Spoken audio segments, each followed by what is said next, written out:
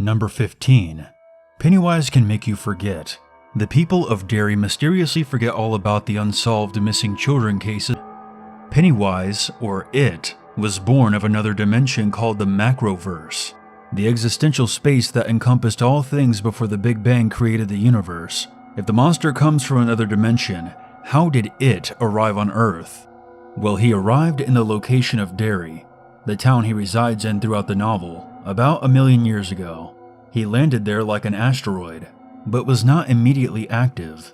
In fact, the monster did not haunt dreams for centuries. Instead, it hibernated until the fateful year of 1715, when a deep dark hunger awoke him. It smelled people in the air and decided to feed off their fears. The monster started to appear to the townspeople and wreak havoc in Derry. Once it was full, which usually took about 2 years of feeding, it went back to sleep and hibernated for 30-odd years. After its first appearance, It arrived in town every 3 decades to feed again. In doing so, it would salt the meat by invoking fear in its victims. Number 13. It's a shapeshifter. Most people who haven't read the book or have seen the miniseries probably think that Pennywise holds a single form, that of a clown. The monster is a shapeshifter and shifts into shape that its victim fears the most. In the case of some, a clown works wonders. However, for others who are afraid of, say, spiders or sharks or leeches, insects or other animals or creatures of any kind, it knows what you fear, and it becomes that fear incarnate. In both the book and the miniseries, this shape-shifting ability has made for some of the most frightening literary experiences any reader has read or horror movie watcher has seen. A run-through of some of the shapes It has shifted into. Pennywise, of course, is one of the creature's favorite forms to shapeshift into, and it's easier to lure and hunt children as a dancing clown. And as children are the easiest humans to frighten, they are among It's favorite prey. One of the loser's classmates, Eddie Corcoran, experiences It as a reanimated being of one of his relatives, as well as the creature from the Black Lagoon. Bill, one of the members of the Losers Club, sees It as his little brother Georgie, who passes early in the book because of Pennywise. It uses the voices of past victims to taunt surviving family members, via whispers from the storm drains. Additionally, it appears as a giant bird, a werewolf, a leper, a mummy, the Eye, one of the kids' fathers, a swarm of piranhas, a swarm of flying leeches, the shark from Jaws, Dracula, the Paul Bunyan Station, also known as the Giant, Frankenstein's monster, a Doberman Pinscher, a head, the Hansel and Gretel witch, a zombie, and the giant spider. It can manage to shapeshift into anything your heart most fears. Number 12. Pennywise appears in other Stephen King novels. Even if you haven't seen the miniseries or read the book, I'm sure you all thought that Pennywise passed in the end, didn't you? Because it sure does look like a happy ending for the Losers Club. If so, you aren't a true Stephen King fan. The spine-tingling character appears in more novels than just It. Stephen King's 1987 book, The Tommyknockers, is similar to It, in that something mysterious is haunting a town in Maine. The mystery in Tommyknockers lurks in the woods, however, rather than in a storm drain. Though Stephen King has deemed it an awful book, he did manage to drop a Pennywise cameo in there. The book follows a character who travels through Derry, Maine. The character spies a clown, likely Pennywise, in a storm drain in the town. In another of King's novels, Dreamcatcher, Mr. Gray sees graffiti that states ominously, "Pennywise lives." The name Mr. Gray is one of the names It adopts. The frightening clown also appears in 11/22/63, Insomnia, and Gray Matter. While some of these may simply be a coincidence, the repeated appearances do seem to indicate that the Losers Club didn't destroy It after all. Number 11. Pennywise must follow the laws of nature. Although It is an ambiguous amorphous monster, it cannot walk through walls. That is, unless the shape it shifts into grants those laws of nature. Yes, It is not impractical. The monster must follow the laws of nature that its shape takes. For instance, if it takes the shape of a ghost, the monster will be transparent and surrender to the laws of a ghost, whatever those are. If it appears as Dracula, it could be destroyed by a wooden stake through the heart. If it appears as a zombie, it could be destroyed by damaging the brain. If it appears as a werewolf, which the monster actually does in King's novel, its weakness would be silver. The point is, although it may seem invincible, the laws of nature rule him once he shapeshifts, as they do us. Number 10. Pennywise the Clown is the most powerful of shapeshifts for most viewers.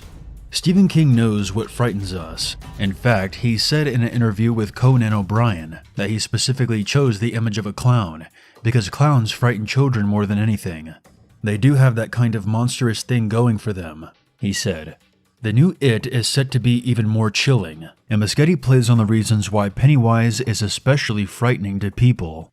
In an interview with Muschietti in USA Today, the director noted, "It's established that Pennywise takes the shape of your worst fear. He doesn't have a steady behavior. He doesn't expose how he thinks, and that makes him really unpredictable. To put it simply, ambiguity and unpredictability results in fear. This is where Pennywise power lies." In fact, this fear of clowns, coulrophobia, has some psychological basis. A clown is amorphous. He's got human-like features, but they are exaggerated. Research has shown that this is what scares people about clowns. The features that are nearly human but not quite. As the brain tries to identify the features with what it's already cognitively established as normal, the pattern is not completely recognized, and it confuses the brain. This results in fear. Even worse, a clown's behavior is a bit unpredictable, and that's what psychology says we fear the most, when we don't know what to expect next. Very unsettling. Number 9. Stephen King created the character based on experience. King may even be coulrophobic himself, based on his own personal experience with Ronald McDonald.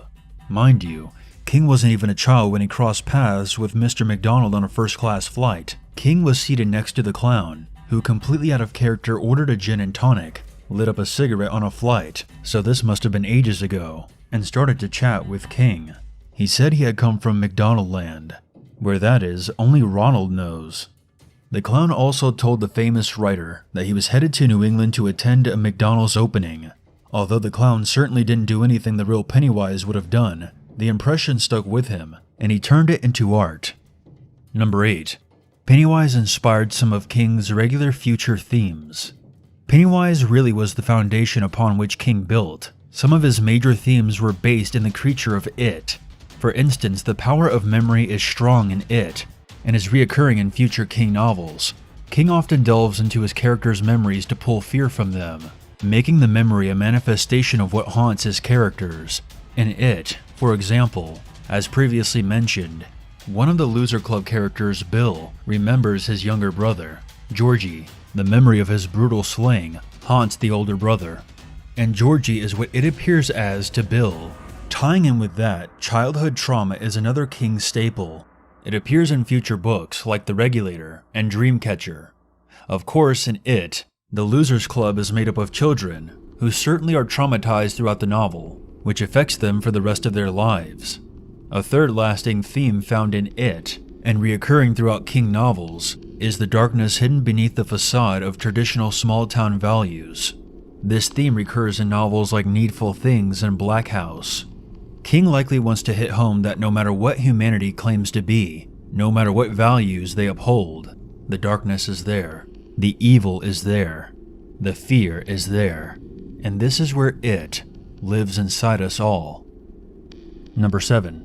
Courage and heart will defeat It. No matter how intimidating It can be, good will always conquer evil, and the good in King's novel have two traits according to the ritual of Chud: courage and heart.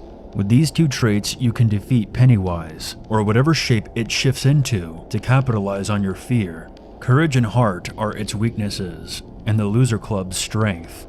Number 6. Pennywise is based on a real clown. Pennywise's story, a clown that slays people, may sound familiar, and that's because it is. John Wayne Gacy is the real-life inspiration behind Pennywise. Gacy was actively taking lives in the 1970s. Although he wasn't certainly of it caliber or substance, and definitely couldn't shapeshift, Gacy did serve as Pogo the Clown for children's parades and parties. He did so for charity, when it was found that 33 or more met their end by the charitable clown's hand. Number 5. Pennywise is making it hard to be a clown. Have you ever wondered what a clown's life is like? Well, after It was written, read, and or reviewed by millions, clowns have been having a bad day. After the most recent remake of King's Horror Story, real-life clowns have had a hard time paying rent. Many people have been bypassing clowns at their birthday parties for less frightening alternatives. The Hollywood Reporter has noted that this is due to the miniseries and the new movie associating clowns with fear. The remake is not to blame completely. Another more recent pop culture series, American Horror Story, pushed a creepy clown to the forefront, who is slated to recur in the new cult season of the show. It also certainly didn't help that clowns kept popping up in forests and other dark and frightening places last year around Halloween to turn the nation's collective stomach and traumatize us anew. Pam Moody, the president of the World Clown Association, yes, that's a real thing, is worried about this pop culture trend that paints clowns as evil. Those who make a living clowning around are losing jobs and taking names, while the children who enjoy clowns are losing out on fun educational opportunities.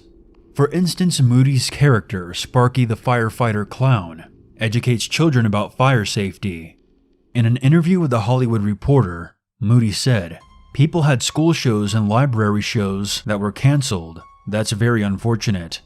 The very public we're trying to deliver positive and important messages to aren't getting them." Moody notes that Pennywise has nothing to do with real-life clowns, their intentions, and their goals. "It all started with the original It," she said. "That introduced the concept of this character. It's a science fiction character. It's not a clown, and has nothing to do with professional clowning. For those who still like a good clown, ignore all the It hype and go out and support your local clown community." Number 4. Pennywise shaped a generation's fears. While the fictional character It is a shapeshifter, the reality is that Pennywise the dancing clown shaped the fears of a whole generation. When Pennywise first appeared on the small screen in the Tommy Lee Wallace miniseries adaptation of King's novel, those who were already suspicious of clowns had their suspicions validated, while those who would never suspect them were sure to hold them at arm's length after their first viewing. The newest adaptation will see the director, Andy Muschietti, will try and reinvent Pennywise to frighten a whole new generation. In an interview with SFX magazine, Muschietti said most of his inspiration for this will come from King's novel, rather than the original miniseries.